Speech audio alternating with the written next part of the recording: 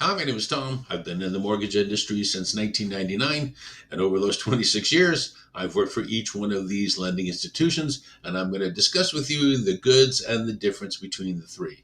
Number one is a bank. I worked for the banks, I think, between 2008 and 2015. Banks are depository institutions. Of course, they take your money and then they loan that money out. Banks do FHA, VA, most type of course, conventional loans. The negative side to a bank, banks don't like risk. Banks are the only institutions that I work for that on the way to closing, I could still be getting conditions. The closing really never happened until the ink was dry. Banks don't like risk and they're not ashamed to turn a loan down if they're not comfortable with it. Number two, a mortgage broker. Let's see, I think that was between 99 and 2008. I was a mortgage broker. Brokers don't actually lend out their money directly. Instead, a broker acts as a middle person who puts a buyer together or an individual that wants a mortgage with an investor that's willing to loan on those terms.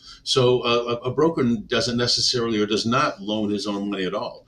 And so he's just the middle person. That being said, a broker, of course, can shop different places to place your mortgage loan depending on your situation.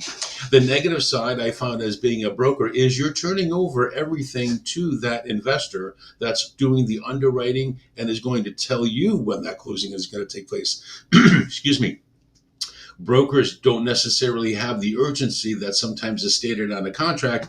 And then, regretfully, many times I had to ask for some extensions because, again, a broker, once you turn that loan over to a broker, they're going to go ahead and underwrite it when they want and close it when they want. Last but not least, and where I'm currently at now, is a direct lender, and this is the big difference. A direct lender focuses solely on mortgage lending. The process of underwriting and funding their own loans often allow for a much faster turnaround time and a lot more flexible terms than both a bank and a mortgage broker.